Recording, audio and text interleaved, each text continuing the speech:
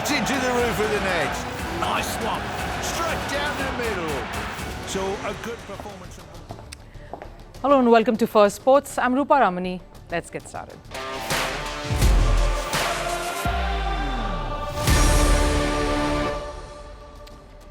On the show today, on the day of India's independence, the Prime Minister of the country makes a promise to host the 2036 Olympics. What challenges does India face in doing so? And the bigger question, why no individual gold medal in a country that has more than 1 billion people? Over in football, Mbappe kicked off his Real Madrid journey in style last night, but we tell you how much Mbappe is making in his Real Madrid gig. How much does a minute of Mbappe's time on the pitch cost Real Madrid? After the 19-day buzz, Paris seems to be deathly silent. Is there an Olympics hangover? Is the post-Olympic blues real? And do athletes experience it too?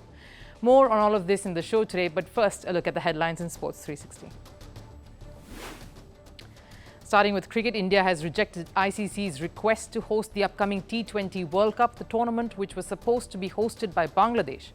ICC is mulling a shift of venue ever since Bangladesh was rocked by violence, with India rejecting. Sri Lanka and UAE are the other options. South Africa former pacer Moni Morkel has been appointed as India's bowling coach. Morkel has signed a 3-year contract and will join head coach Gautam Gambhir in September. His first assignment will be India's Test series against Bangladesh, which starts on the 19th of the month. Morkel was Pakistan's bowling coach and has worked with Gambhir at the Lucknow IPL franchise. Pakistan celebrated its Independence Day by honouring javelin star Arshad Nadeem, who is the country's first Olympic medal holder in athletics and the first individual gold medalist. At a separate ceremony, a police contingent even formed a guard of honour for Nadeem. Moving on to the Jordan Chales bronze medal chaos, the Court of Arbitration for Sports, or the CAS, has condemned the allegations of biased decision over the stripping of Chales' bronze. This after US media suggested that the head of the CAS panel, who was making the decision, had links to Romania. CAS had stripped off Chales' bronze, giving it to Romania's Ana Barbosu instead. And Munir Nasroe, father of Barcelona star Lamine Yamal, was reportedly stabbed. The incident occurred in Spain's Mataró. He was reportedly attacked multiple times in a car park. Yamal's father was hospitalized and was in serious condition.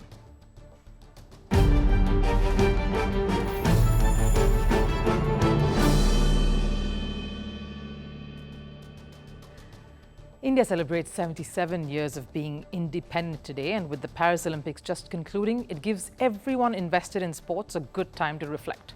Reflect on the games that went by. So much has already been said about India's medal haul, not even matching that of the Tokyo edition, the last one. India, in fact, finished with 6 medals, and a very, very slender possibility of a 7th ended late last night when CAS denied Vinesh Fogat's appeal for a joint silver. So a bitter end to a very long saga. But we aren't going to go there. The highlight of this campaign was India not winning any gold medals. The pinnacle of an Olympics event is striking gold. Isn't it a sign of concern and worry that in a country that boasts of more than 1 billion people, 1.4 billion people, there was not a single Olympic gold medalist this edition? Failing to win a single gold medal isn't the kind of reputation India wants to propagate, especially on a day when India's Prime Minister Narendra Modi expressed his desire for the country to host the Olympics in 2036. Bharat ने G20 को organise किया, हिंदुस्तान के अनेक शहरों में organise किया, 200 से ज्यादा इवेंट किए। पूरे विश्व में G20 का इतना बड़ा व्याप, इतना बड़ा कार्यक्रम कभी नहीं हुआ, इस बार हुआ। इसने एक बात सिद्ध कर दी है कि भारत में बड़े से बड़े कार्यक्रम ऑर्गेनाइज करने की ताकत है। भारत को किसी को भी हॉस्पिटैलिटी का सामर्थ्य भारत में सबसे ज्यादा है। अगर ये सिद्ध हो चुका है तो साथियों, हिंदुस्तान का सपना है कि 2036 में जो ओलंपिक होगा वो मेरे हिंदुस्तान की धरती पर हो। इसके लिए हम तैयारी कर रहे हैं, उसके लिए हम आगे बढ़ें। The 2036 Olympics is still 12 years away. A lot of groundwork will be done before that because winning the bid to host an Olympics itself is a massive challenge. And how does it work? Now, there are two committees who are responsible for overseeing the entire process involved in selecting a host. The IOC has two dedicated bodies, the Future Host Commission for Summer and another one for Winter Games, who play a vital role in deciding who the host country for the next edition and the one after would be. The votes will be cast via secret ballot. The host will be chosen by a majority of votes cast by each active member. The IOC currently has 99 members. These members include, of course, active athletes, former athletes, presidents or senior leaders of international sporting federations or organizations that are recognized by IOC.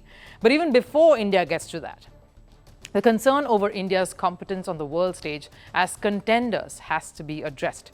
Sure, every medal is a significant moment, a significant achievement, but for a country with such a massive population, not even winning one gold leaves many asking questions, especially when countries with far lesser population are doing much more. In the last 16 years, or should we say 5 Olympic editions, India has won only 2 individual gold medals. Out of India's 41 medals, only 10 are gold. Of course, a lot of that in hockey. Even out of the 10, only 2 are individual gold winners. Abhinav Bindra in 2008 and Neeraj Chopra in Tokyo.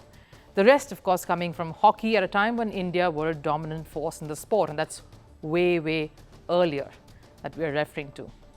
And it's not like India as a sporting nation isn't growing.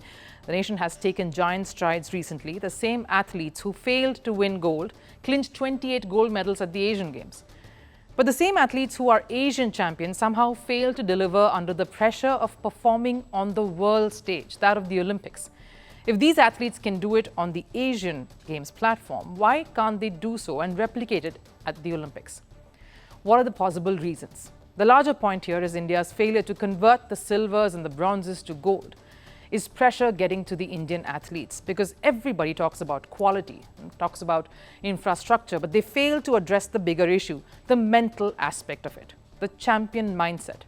When Neeraj Chopra won silver at the Paris Games, he apologized that he couldn't win gold. When shooter Abhinav Bindra clinched gold in Beijing, the competition was tight until Bindra's last shot, and he dedicated all of the years to get to that place, to win a gold. And to do that, you need to soak up the pressure, you need to display a champion's mindset. And condition your mind to believing that India can win against any nation. That killer instinct, that seems to be lacking. So where does this stem from? The factor that contributes to this is a lack of sporting structure. Sure, the population is 1.4 billion, but how many are directly or indirectly involved or invested in sports? Let's look at some numbers. Only 5.56% of India's population are directly or indirectly involved in sports in the country. Compare this to countries like China and USA, and the numbers are telling. USA, 20%. China, it's a whopping 24%. They are way ahead of India, and that shows in the medal tally too. These numbers are, of course, based on a private survey done, and it establishes a stark difference. The importance of sports isn't something stressed upon from a very young age in a country like India. Unlike USA and China, where athletes are prepared from the time they are small, from the time of their childhood. For them, it's a way of life. It's a pattern that is part of the conditioning. Which brings me to another crucial factor, the disparity between male and female when it comes to sporting opportunities. In India, that seems to be a burning issue. For the first time in the history of Olympics, equal number of male and female athletes participated at Paris. Great. But for India, out of the 117-member contingent, 70 were male and 47 were female. What about USA? The country sent 314 women athletes and 278 male athletes to Paris. Women athletes are critical, just as critical to a country's sporting tradition and dominance as are male athletes. A huge aspect in a country's success at the world stage. Ask USA or China or even Australia this. The contribution of women to their medal tally was immense. These numbers will drive home the point that I'm trying to make. India only had 1 woman medalist in the list among 6. That is 25% because Manu Bakar contributed to 2 of those medals. Look at USA. Nearly 60% of the medals came via female representation. This is taking the mixed events into account too. China and Australia ahead, crossing the 60% mark, 62% in fact. is one of the countries. It's a huge gap that India is miles away from filling.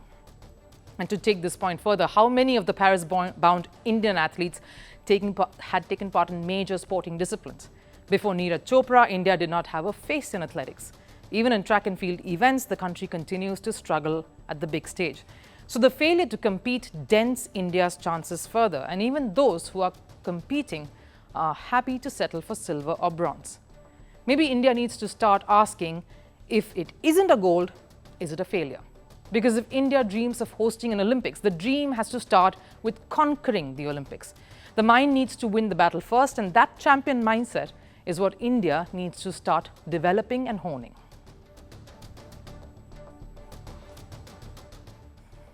Kylian Mbappe in a white jersey, the white of Real Madrid, a sight that many were waiting to witness.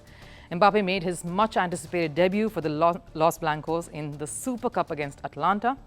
The French forward was named in Madrid's starting 11, and while many hoped Mbappe will make an immediate impact, it took some time for the French player to settle down. 68 minutes to be precise.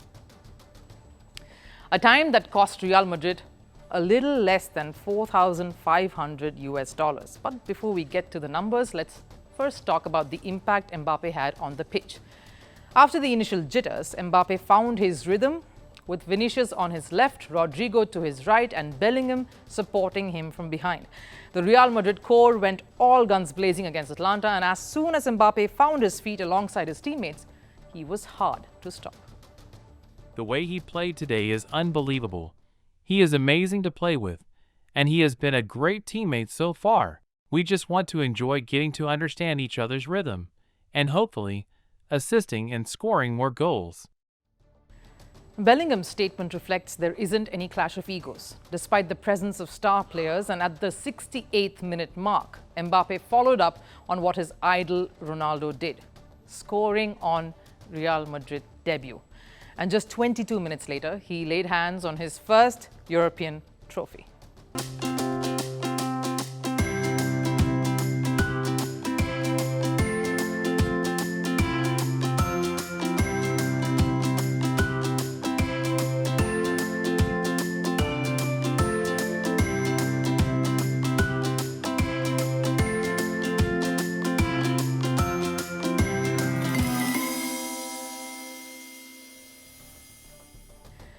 So it took Mbappe one outing to win a European trophy, which he couldn't in all of the 6 years he was at Paris Saint-Germain. And it looks like this is first of many for the 25-year-old to come. And going by the way Real Madrid performed against Europa League winners Atalanta, they will be a dominant force in Europe. But our story today isn't about what Mbappe is touted to achieve on the field during his spell at Real, or how dominant Real will be with Mbappe's inclusion. No. I want to tell you what Mbappe's stint with Real is going to cost them, because every masterclass comes at a price. This one does too, and will continue to do so. Every minute that Mbappe walks onto the pitch, Madrid are splurging cash on him. Just to put it in simpler terms, one single goal Mbappe scored cost Real Madrid $65. Not talking about the build-up or the quality of the goal and the celebration that followed, the time he spent for that, a minute on the pitch. $65 US. Everyone was aware that Mbappe took a pay cut to join Real Madrid, but even after that, the amount is staggering. Through the year, Mbappe will get $34 million US. His monthly wages brings it down to $2.9 million US. To give you the Indian sports fan here an idea, Mbappe's monthly salary alone is more than what global cricket icon Virat Kohli earns at the lucrative IPL in an entire year. Kohli earns around $1.9 million annually from IPL. Mbappe earns more than that in a month for Real. And to break it down further, every day Mbappe walks onto the pitch, or even if he doesn't, a day spent chilling or say catching up at the Monaco GP, the superstar will still get paid a staggering $94,000 US. So Mbappe is raking in dollars even when he's just breathing. But for Real, that is not an issue. The most decorated club in Europe currently would not mind spending all of that on the future superstar. And Mbappe's addition will bring in more revenue. With his name, more endorsements is set to follow.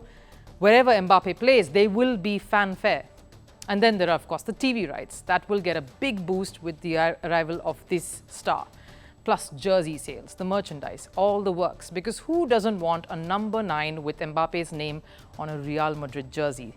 So even if it feels like Mbappe is costing Real Madrid a lot, his dribbles, the magic, the guarantee and the promise of trophies and the brand that comes with the Mbappe name, it's an investment Real is making for the future and the future of the club.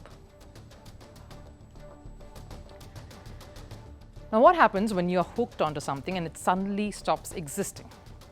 Paris had been the center of the world for 19 days, with athletes and fans from all over the world making it their home. The festivities, intense competitive spirit, color and vibes took over, and for that time, the entire city had transformed, something that the French government had been working towards for years. Now that it's all winding down back to normalcy, the question is there an Olympics hangover? For the ardent fans who watch it live and on TV screens or digital screens at home, a big yes. For the Parisians, they probably do not mind reclaiming their city and getting back to their routine, minus the annoying tourists, though they would wish for some things to remain the same. But what about the athletes, and what does the term post-Olympic blues really mean? Here's a report.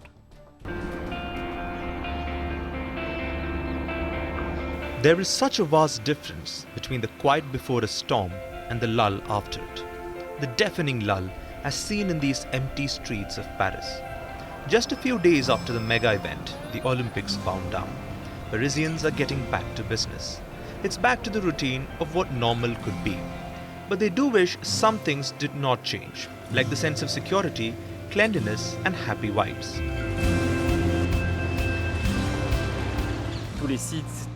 All the sites, all monuments were a real advertisement for the city, for the future, I'd say. And it went very well. There were a lot of questions about getting around, about transportation, how to deal with tourists. And in fact, for me, there were no problems. For the authorities, there is a mixed sense of relief and dread. Relief because it's all finally over without disaster striking. River Seine finally came good. The criticism over the opening ceremony has died down.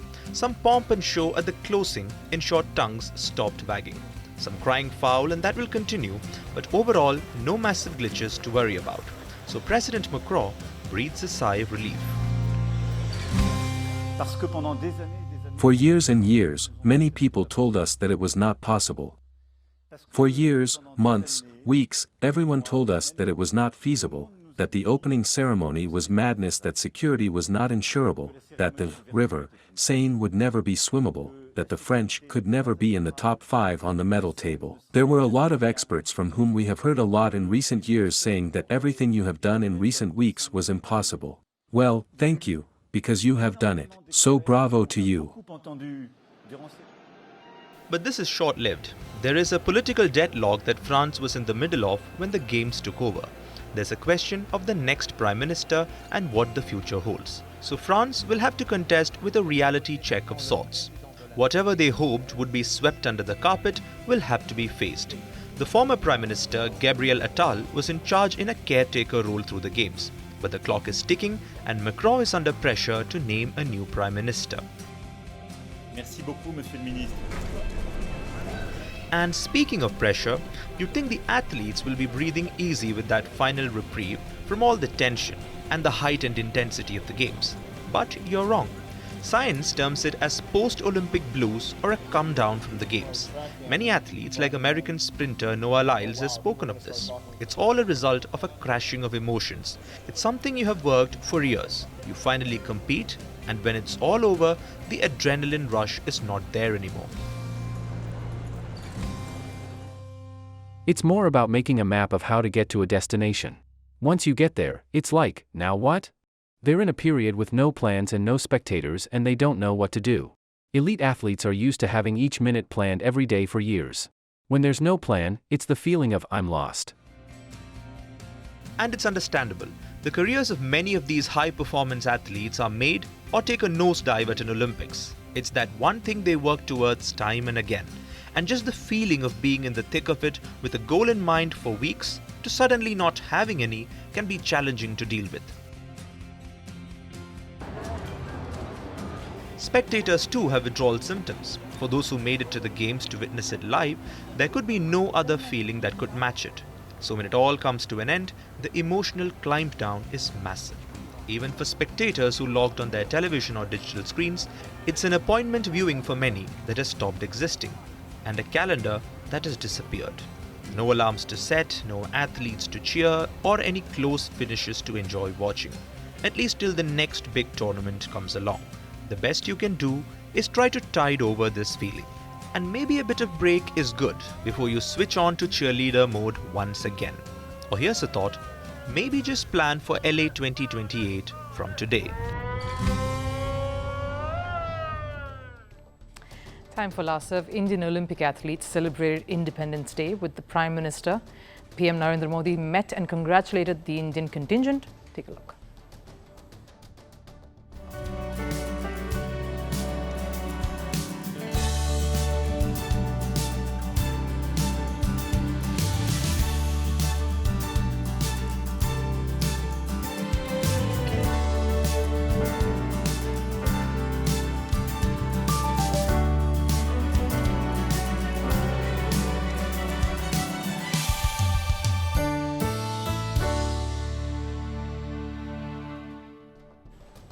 Well, that wraps up Firstpost here for us. Thank you so much for tuning in. Do have a lovely day. I'll see you again tomorrow though. Till then, take care. Bye.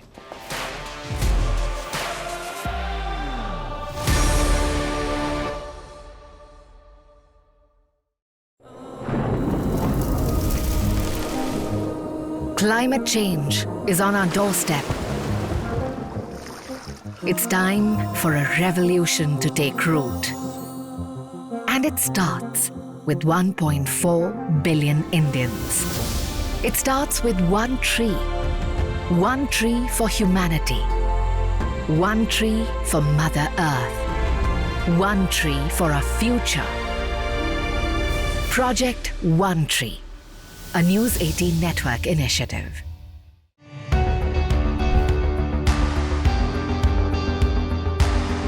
Across continents, one powerful news source. Bringing you diverse perspectives on the issues that matter.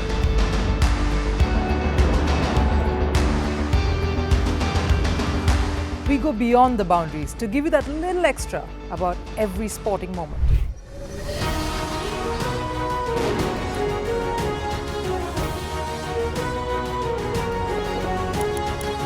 So thank you for making Firstpost 5 million strong. We're counting on your support, and you can trust us to bring you the news unfiltered and unvarnished.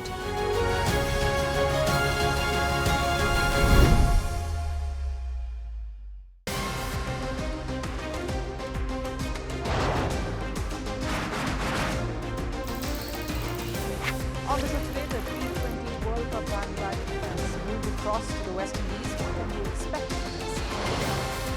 Hello, I'm Alice Green, coming to you from Durban, South Africa. Today we have a special show. Start with a report on India's shifting nuclear posture. The first time since India officially became a nuclear power. Hello and welcome to Firstpost America. I'm Aaron Ham, coming to you live from the nation's capital, Washington, D.C.